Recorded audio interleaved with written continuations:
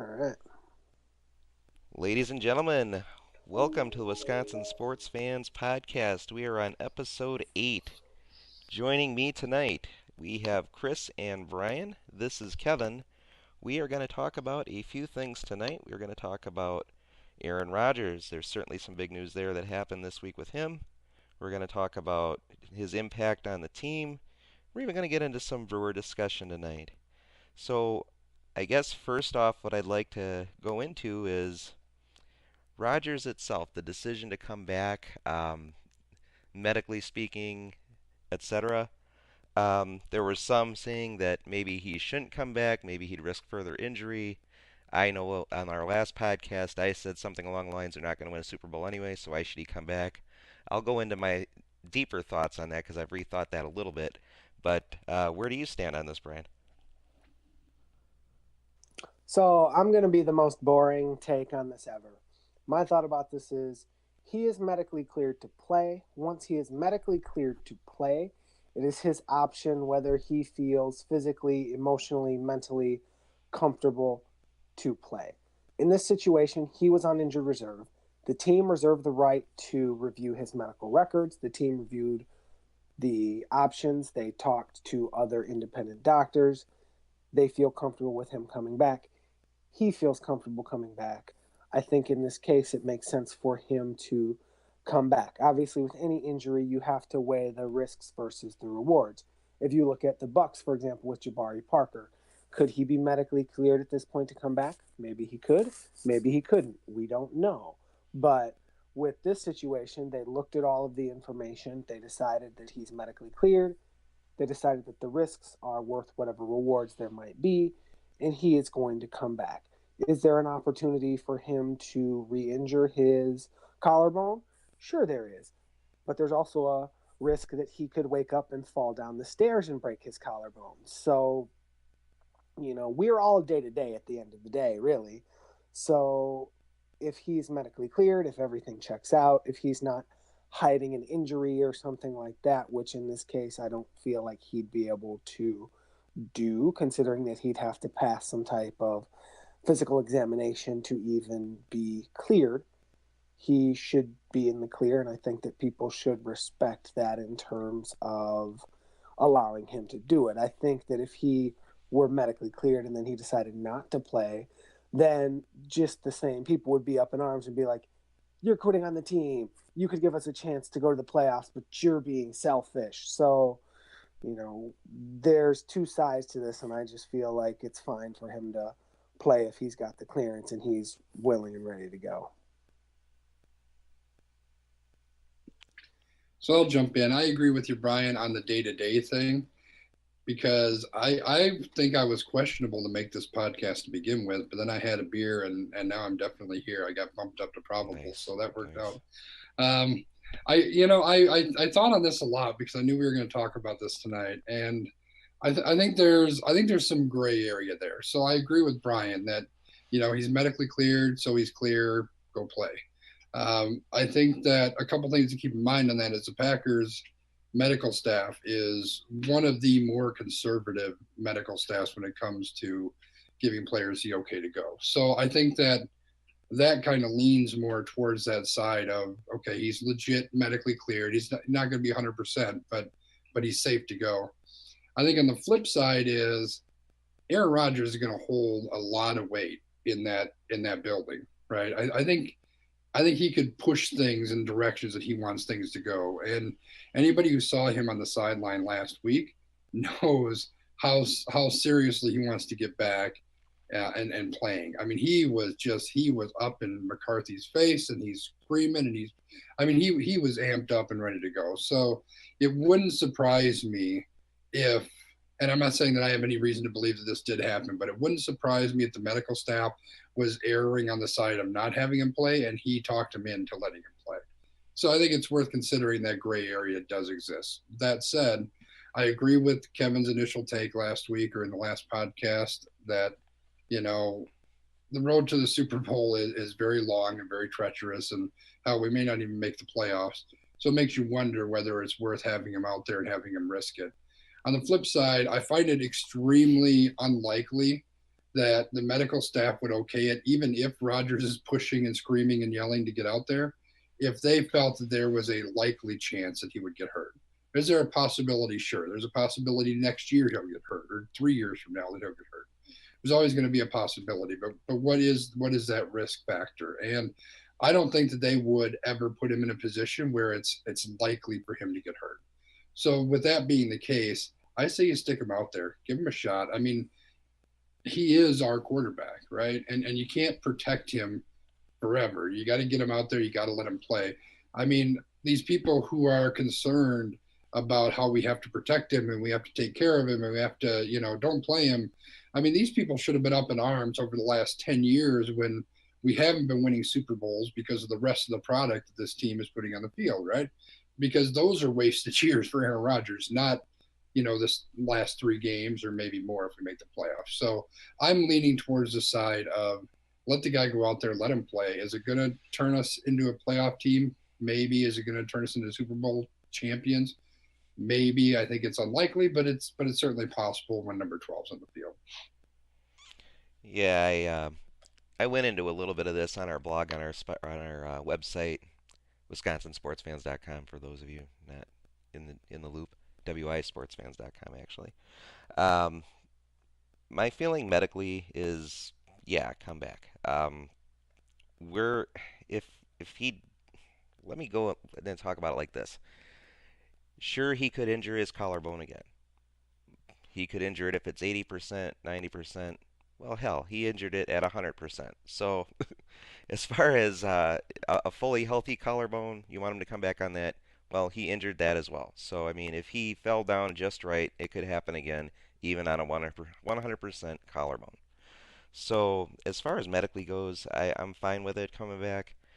Um, the other thing I wanted to talk about is when coming back, I initially said last week that I didn't feel he would get them to a Super Bowl and there is a wasted chance for it. I heard some viewpoints on ESPN, and it made sense to me. You've only got so many shots left with Rodgers. I mean, he's in his 30s. He may play till he's 40. Maybe he's Tom Brady and goes into his 40s and plays at his peak all the way through. We don't know that. So, having said that, if there's only so many shots with Rodgers, you might as well use all those shots in that gun. And that's kind of where I've kind of evolved my thinking to. Come back, see what we can do. Maybe we make the playoffs, maybe we don't. The NFC is wide open, especially after Wentz went down, so who knows? Who knows what tomorrow brings? We'll definitely see what happens as this season goes along. Now, having said that, what do you guys think Rodgers does do for this team going through the end of the year here? Well, and I was going to say I'm agreeing with your point in terms of the fact if you look at the percentages, depending on where you look, the Packers have somewhere between a 6% and 15% chance of making the playoffs, and that chance goes up substantially to somewhere around 75 to 85% if the Packers run the table, right? So if you look at it just from a percentages standpoint, who gives you the better opportunity to potentially run that table? Is it Aaron Rodgers or is it Brett Hundley? I think Um, about a lot of, well, I'm not asking that legitimate question, but what I'm asking you is to think about it from the perspective of statistics. So, who are you going to put up there if this is a baseball game? Are you going to put Colin Walsh up there at bat, or are you going to put Ryan Braun up there? Are you going to put Aaron Rodgers in your lineup, or are you going to put Brett Hundley in your lineup? That's basically the way that I'm thinking about this. Neither one is going to guarantee you a playoff spot. Neither one is going to guarantee you a victory. One of those players is going to allow you a better opportunity at a victory based on their past performance, based on their current status, and based on the averages known about their expected contribution to your team. So obviously we know that without a shadow of a doubt, Aaron Rodgers is going to give you more of that opportunity. Whether the team will take that opportunity, we don't know. That's been my entire statement about this defense for the past weeks is that statistically, this defense at some point is going to lose you a game. When that is, we don't know. But the statistics bear out that when you are 29th, 30th, 31st in a lot of defensive categories, at some point your luck is going to run out. It's like when you're playing, blackjack or when you're playing craps or whatever. Eventually, you're going to roll that 7 and you're going to be out of that game. Eventually, you're going to hit on 13 and you're going to get a king and you're going to be done. So that's what I'm thinking about here is you're just really trying to get the best opportunity to make the playoffs and see what happens. And I think that Rodgers does give you that opportunity. I just want to point out in your example, Braun was pretty unclutch at the end of the year last year. But is he better than Colin Walsh? I'd have to compare those months. Is Colin Walsh still playing baseball? That I don't know. All right. So on that note, I'm gonna say that I agree with you, Kevin. That I'm one of those people who feels that um, there's been a lot of wasted years for Rodgers. I feel that we should easily have a couple Super Bowls under Rodgers. He's too damn good for us not to. And there was some really piss poor handling of some of the personnel and some of the game calling and a lot of different things. So I agree. I say you stick him out there, you see what he can do. You have to at some point anyway, right? And if we were out of the playoffs, maybe that's a different story. Is it worth sticking him out there if really you're not playing for too much? Maybe you don't. Do you keep playing them if we lose to Carolina or if things don't fall the way that we need them to? Well, that's another question for another day. But I think for right now, you absolutely play him against Carolina. Oh, sure. I mean, the other thing I'd point out is people that want him to sit and be fully healthy for next year. If he gets hurt, he's going to sit and be fully healthy for next year. It's if it's the same injury, it's going to take another 2 months for him to get well, and he'll be 100% by next year. Now, I guess people are saying, well, Tony Romo got hurt and he never got well again. Well, he had a back injury. Tony Romo's back is gone, basically. That's why he had to quit. And for people bringing him up as an example, I think that's a poor choice because, yes, he did re injure his collarbone, but that's not why he's gone. Tony Romo had a bad back. That is why he's gone. As far as what I think Rodgers can do for the team, well, gosh, I mean, next year looks like a really awesome year on the offensive side. We have a running game to keep the defense honest. Now have a passing game with Rodgers coming back where they can't stack the box. I really think going forward, this offense is scary, almost as scary as our defense is for us. Yeah, I tend to agree with you, and I think I kind of missed that piece on what he brings to the team. I mean, this is night and day. I mean, you're looking at not just one of the best quarterbacks in the league right now, but one of the best to ever play. And from everything that I hear, he has been lights out and just pinpoint accurate in practice. So I expect him to come out and just be balls to the wall. I think he's just going to go off. And I mean, Hundley, I would struggle to say he was even adequate. I mean, he's a bad quarterback. He wasn't good. And yeah, he made a few plays and it looked like maybe he was figuring a few things out. Of course, it took him half a freaking year to figure anything out. But I mean, Rodgers makes, and we've talked about this before, Rodgers takes his team, which in and of itself is not a very good team, and he makes them a playoff team. Hell, he makes them a Super Bowl contending team. That's what we can expect from Rodgers is you go from, and I don't have the numbers in front of me, but averaging what, 18 points a game maybe with Hundley to averaging mid 20s, maybe 30 points a game. It's just night and day difference, and that takes a lot of that pressure off from that horrible defense that we've got because they don't have to hold a team to 10 points or less to win. Now they can, give up 15 or 20 points and we can still win because Rodgers is back there. So this is a 100% completely different team with him behind center. Agreed. And by the way, Colin Walsh is still playing baseball. He hit 256 with a crisp 413 on base percentage in his double A and triple A stats last year. But,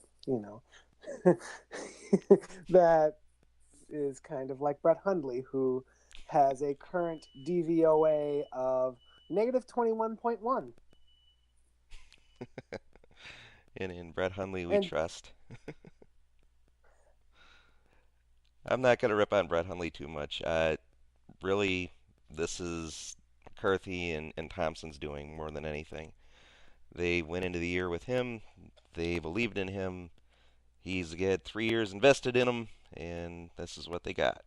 So he got them at least to the end where they're in playoff contention.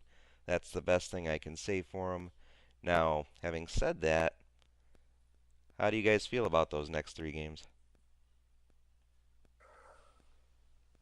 I think there's I think there's hope. I think there's no reason why we can't win all three of them.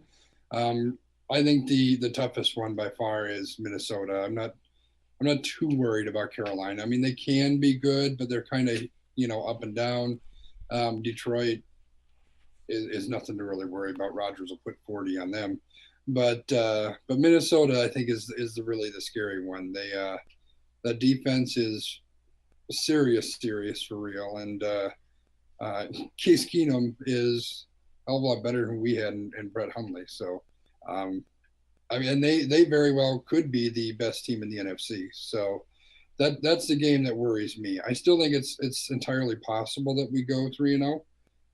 I wish that's all we needed to make the playoffs, but there's a whole lot of other stuff that has to happen. Um, but I would imagine that the Packers will probably be favored in all three of those games. Maybe I don't know if the line's been updated for this week or not, but I could see them being favored in all of them. Although I think the spread in that Vikings game would be super close. yeah, I would agree with those. And I'm actually trying to see if I can pull up this betting line now. But I think that they're all going to be close games. The Carolina game is really going to come down to how well the offense can move the ball against the Carolina defense. Cam Newton is up and down. He is the type of quarterback that tends to give this defense fits. But then again, Deshaun Kaiser gave this defense fits last week. So that is what it is. Um, Minnesota, Case Keenum is playing way above water right now, so we'll see how that works. I don't think anyone believes in Detroit at this point. That's just kind of the life that they live, I Detroit is guess. Detroit. Detroit is Detroit, right? But it's just, again, it's just a game of odds. Really, this is going to be back to prototypical Packers football in the last 5 years. How far can Aaron Rodgers carry you? Can he put you on his back? Can he put up 35 points, and then the defense does its thing, getting one or two turnovers a game to still be in the top 10 in the league and forcing a turnover, and maybe that is what is a difference in the game. That's really what it's going to be. So it's going to be same old Packer football. If the defense gets a couple turnovers, everybody's happy. If the defense doesn't get a couple turnovers, it's going to be the fire Dom Capers show. Can I Panthers.com. start right now? Let's just fire down Creepers now. Oh, Let's not wait. Let's just get rid of them.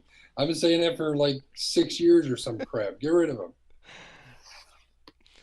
Panthers.com has a Madden simulation of this game up already. They have the Packers losing 23-17 according to Madden 2018. Um, Yeah, but you said it's on the Panthers website. That doesn't count. They're biased. I will say this: if they can get through this Panthers game, and that's going to be a tough game. That's it at Carolina. I actually think Carolina is favored in that game. I want to say it's a field goal or something like that, which is I kind of just a looked it up. It's 3 points. yeah. So Yeah, that's a it's three pick 'em points. basically for a road game. Yeah. Um, Right.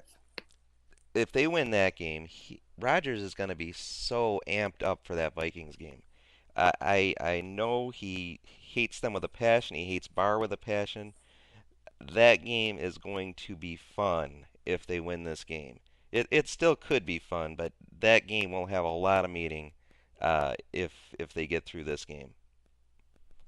I think it'll still have meaning even if they lose because Rodgers is going to want to stick it to them at home, even if it doesn't mean that the Packers make the playoffs. So either way, that game's going to be one of those that has the star on it on the calendar. And we've graduated back to Joe Buck and Troy Aikman after Tom Brenneman and Greg Jennings and weeks of this. We're back to Buck and Aikman. It's all Brett Hundley and Vince Beigel's fault, or however Brenneman or whoever that was butchered his name last week.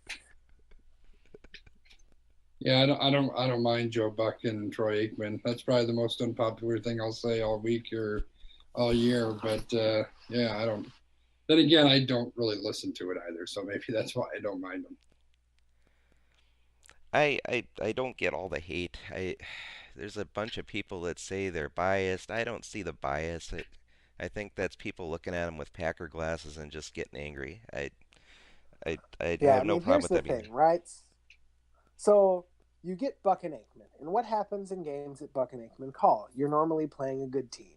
What normally happens when the Packers are playing a good team? They might lose.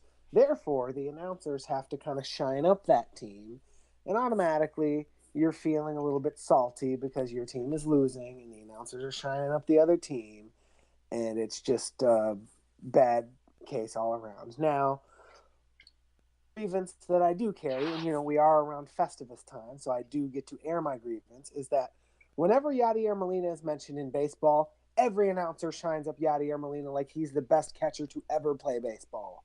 It doesn't matter if it's a Cardinals announcer, ESPN announcer. Yadier Molina is like the poster of baseball, and it really annoys me. But here or there, although that is related to Joe Buck because he does call Cardinals games. I think it's funny how Brian takes everything back to baseball. But that aside, two quick things.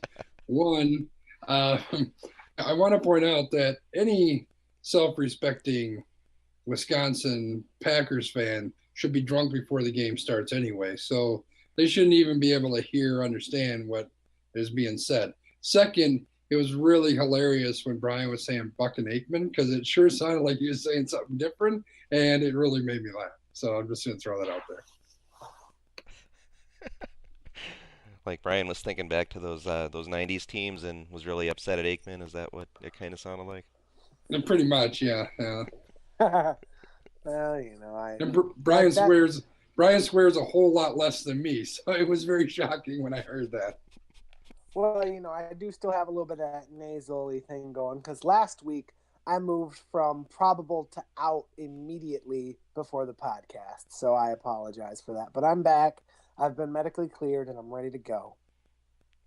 But should you play? I mean, is it safe? Are you gonna get re You sick? already put me in the lineup. You can't pull me out now. I'm not going to pull a John Ross. I'm not hiding an injury on you. All right. Let's roll with it. Are you sure? Are you sure you don't need surgery? Are you going to contemplate retirement if we force you out on the field? I really feel like you're forcing me into doing this podcast, Kevin. I don't feel comfortable with your analysis of whether I should be on this podcast or not. I think we should just cut him and he can go sign with the Illinois Sports Fans podcast or something. I'll just have to call Bart Winkler every morning and be like, Bart, I need to talk about this. I got cut from my own podcast. All right. Well, I know I'm going to pull up something near and dear to Brian's heart since he keeps going back to baseball. We are going to talk a little bit about baseball tonight. Uh, we seem to post some conflicting things on our Twitter site a couple days apart. In one post, we suggested that, geez, why are we not signing any of these free agent relievers? And then later on, we posted, geez, why are we getting panicked about not signing these relievers? Believe it or not, those are posted by different people. Chris posted the first one, Brian posted the second one. Why don't you guys talk it out there? Well, Brian, I'll let you kick it off because you seem to be very passionate about where you're going with your tweet. So why don't you lead us off? So I'll lead it off. So basically, for me, I've been kind of sitting back, looking at things, reading different message boards, and kind of just seeing how people are getting so worked up about the fact that we're not signing these free agents and we're not doing anything. And the Cardinals are trading for Ozuna, and the Cubs have signed Tyler Chatwood, and all these things, and we've done nothing, and it's horrible. And my thing is, people need to just calm down, let the market take its place. I mean, you've got, 4 or 5 of the free agent relievers that people knew were going to get deals pretty quickly who have signed. There's still a lot of guys out there who have not yet signed their deals. There are people who are available who can still be significant contributors to this team. You've got folks out there who are former closers who could come in and work late innings for you. I mean, you've got former Brewers like Zach Duke. You've got a guy like, JJ Hoover. You've got the option to potentially, talk to Jerry Hughes. Do you want to bring him back? You could talk to somebody like Jason Mott, or you could talk to a Glenn Perkins who was a closer. You could talk to Addison Reed, Sergio Romo, Trevor Rosenthal. There's still a ton of guys out there. It's not like because we missed out on Anthony Swarzak or because we missed out on Steve Cishak, we're going to be stuck with 8 Carlos Torreses in our bullpen. The other thing I've heard people say is, well, why didn't you give them a 3 or 4 year deal? We need to do this now. If you're giving a 34-year-old a 4-year deal, that means he's going to be 38 by the time that his contract is up. Are you going to get the most out of that money? Probably not. The other thing is there's a lot of individuals out there who could still be available by trade, a little bit later in this offseason. I'm definitely thinking that the Brewers want to practice patience here. They want to listen to offers. They want to kick the tires on people. But I don't want them to go out and just make a splash signing for the fact that they should make a splash signing. One of the things that we know about relief pitching is that relief pitching is one of the most up and down aspects of any baseball team. There is very little consistency from year to year in relief pitchers unless you're talking about elite level relief pitchers that are in setup and closers roles. And most of those guys never make it to free agency because they are elite talents. So my thought is, yes, okay, I can understand how you're frustrated that we haven't signed these people, but let's wait. Let's see what we get. If we end up with like the little tiny piece of coal and we end up going and signing like Matt Albers as a free agent, okay, like whatever, like I'm sorry. But let's see what they do first before we deem this offseason a failure. I saw somebody on Twitter who was like, I give David Stearns an F for this offseason. And I'm like, really? It's been like 4 days. So I'm going to pull a reverse, Brian, and I'm going to take the baseball conversation. I'm going to go back to football. So I think where a lot of this concern from people is coming from is it's like Ted Thompsonitis, right? Ted Thompson very rarely ever goes out and supplements the team with free agents. And I think that's where some of this is coming from is concern that we're gonna kind of toll in the mediocrity, and we're not going to make a move. So my comment was more along the lines of you see all these relief pitchers going, and there isn't any one specific person that I was targeting when I made that comment. It's that bullpen was bad a lot of last year, and it cost us a lot of games. I mean, all it took was just one or two little changes, and we're in the playoffs. And to see bullpen arms continue to go, and with us not picking people up, it concerns me that we're going to get stuck with guys like Hughes or Barnes or whoever the hell was stinking stuff up last year, because at some point when those who might be worth a damn are gone, that's going to leave you the guys who aren't really worth a damn. And I think we had far too many of those last year. So that's where my comment came from. However, my comment started with the fact that I trust Stearns. He's earned my trust. And there was a time when I used to say that about Ted Thompson, but not anymore. Um, so I do trust Stearns. I trust what he's doing. I trust that he's going to figure some stuff out. I don't know that we're going to have a bullpen that's going to rival every bullpen in the league, but I suspect that we'll have something that's fairly okay-ish, and we'll see what happens with it. So, yeah, my comment really was more along the lines of we need to do something. We need to make sure that that bullpen is solid. But getting freaked out and especially trying to grade him on the off season when really the off season just started is ludicrous. Yeah, I think the bullpen was good at the end of last year. They sucked at the beginning. I mean, by the end, I think they had a pretty finely tuned bullpen. They had a seventh inning guy, an eighth inning guy, a ninth inning guy, Hader, Swarzak, and then who was closing again? Would Knable. be Corey Knable. Knable. Yeah, and then they had their earlier guys. They would do the rotation of Jeffress and some of the other guys as a bridge. And they did bring Jeffress back, so they did sign someone. They, just didn't go out and sign some new shiny toy from some other organization. And I think there's value to that, and that goes back to Christopher's point about Ted Thompson.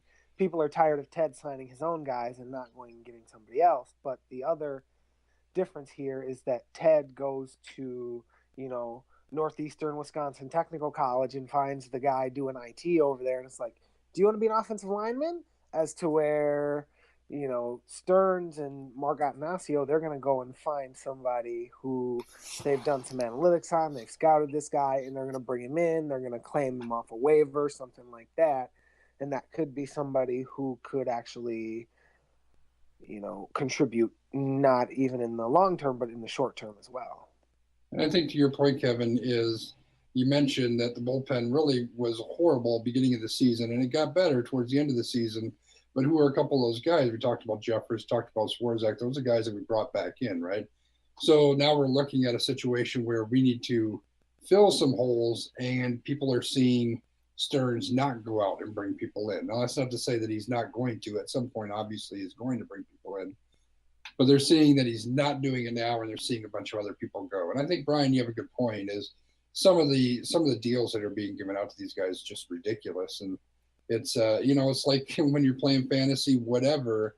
When the big run goes on whatever position it is, it doesn't mean you jump in there and overpay to get something, right? You have to just kind of go with the flow with that. And like I said, Stearns has shown thus far that he knows what the hell he's doing. So I think we got to give him some grace, give him some trust, let him work his plan. Yeah, I'm totally down with Stearns. I think the plan has gone well so far.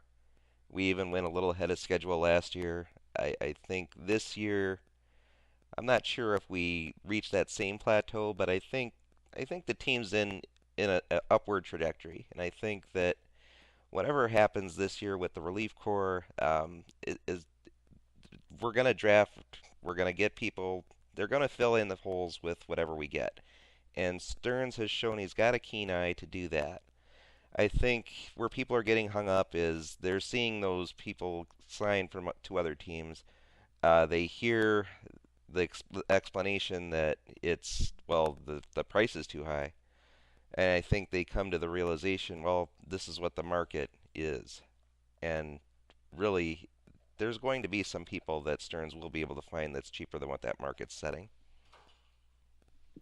So let me ask you a question. It sounds like Domingo Santana's been his name's been brought up quite a bit, and it sounds like he may be actively being shopped. So, what are your guys' thoughts? Do you think he should be traded off? Do you want him to be traded off? Do you think that's a good idea?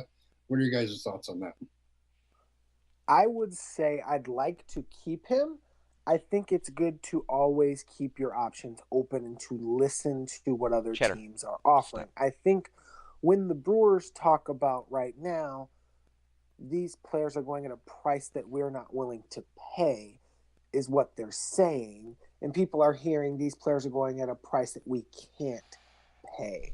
And I think that's a very significant difference because Mark Attanasio has proven that he is willing to pay a player if he needs to.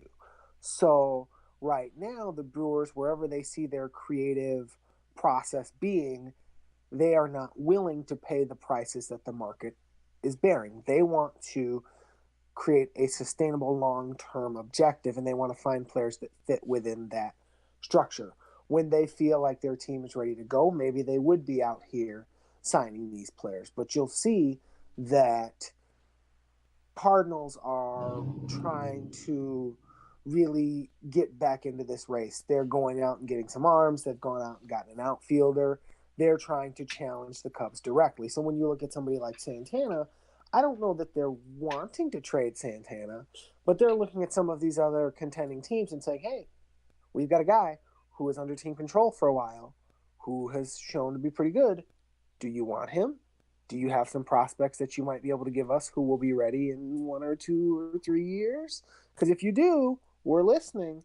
So I think that's really where that's going because they're always trying to kind of farm to make sure that they can keep a sustainable product. And that's something that is kind of a new school thing, but I think that that's something that's really helpful. And as a fan, that's tough because over the last couple years, even we've seen guys who haven't fit like Scooter and some of these other folks, and they've said, you know what, we're just done with you. But they're always trying to think of the next 1 or 2 moves instead of thinking about tomorrow or this season or trying to compete. So I think that's ultimately good. To me, I think that that makes sense. Trading Santana in a sense that that outfield is loaded. They have Braun, they have Brinson, they have Phillips, and then they also have VR who's out there sometimes. They have Broxton. Um, if there's a position that they have plenty of, it is outfield. And if somebody has a they can get a lot for somebody out there. Santana is one of those people. He had a great year last year. I'm sure some people are looking for somebody who can hit well. He's got a decent arm out there. And I think he would make the most sense of anybody they would trade out there. I think that's where that's all coming from. I haven't heard any concrete deals that are happening with him, like you guys say, but he makes the most sense out in that outfield of anybody that would be traded. He's got the most value right now, probably, right? He had a good season, and honestly, I don't know that he's ever going to have that same kind of season again.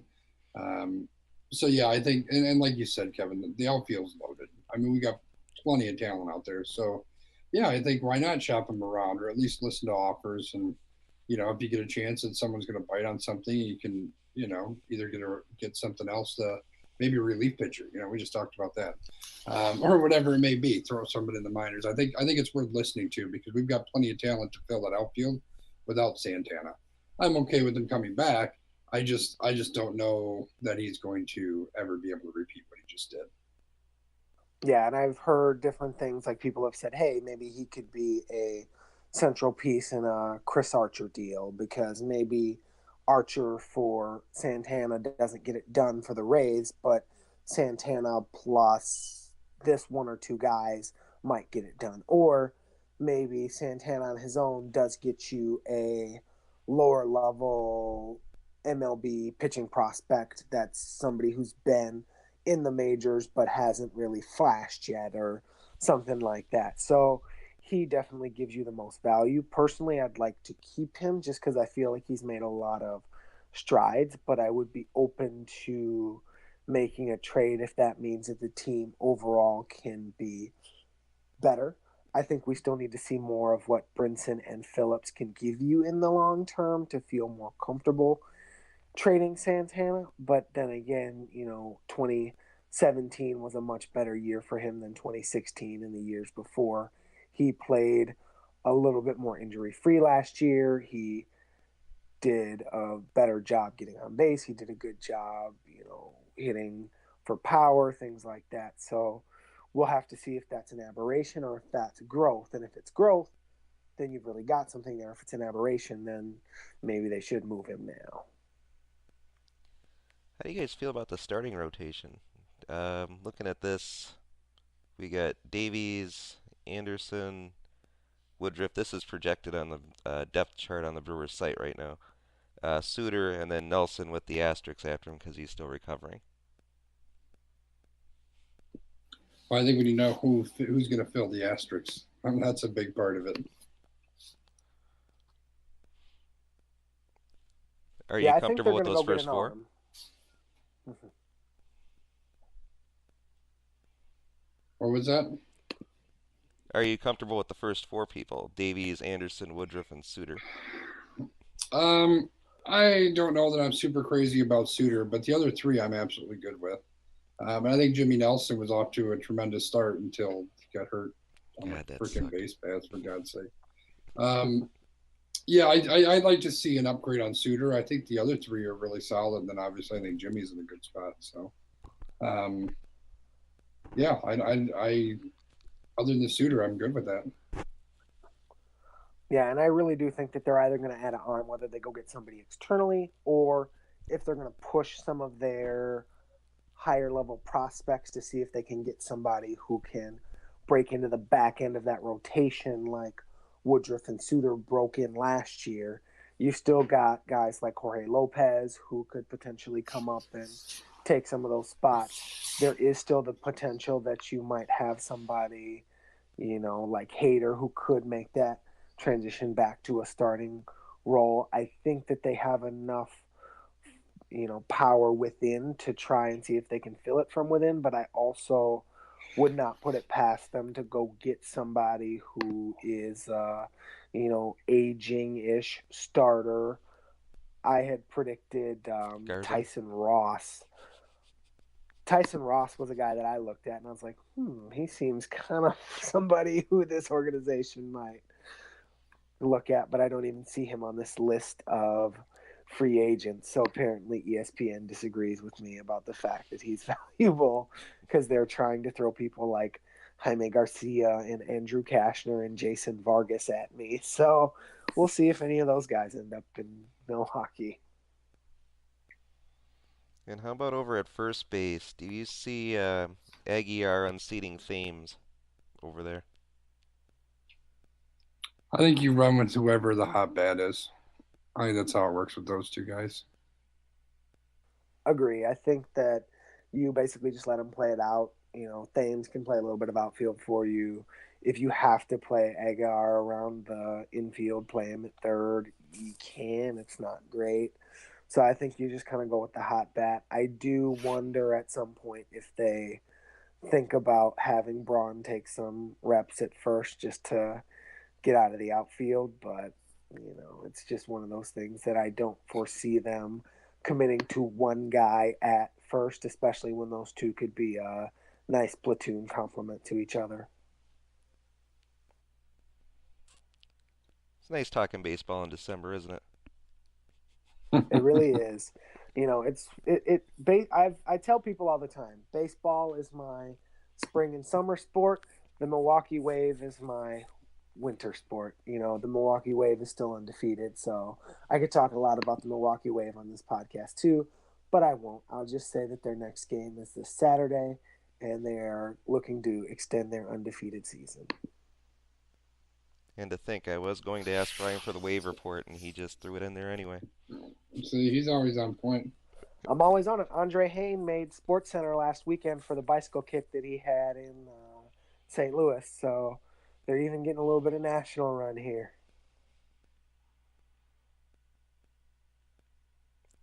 All right, any final thoughts tonight, guys? I say make sure you tune in on Sunday. Aaron Rodgers is going to throw for at least 3 touchdowns. And Joe Buck will call them all. He will, and he'll hate every second of it.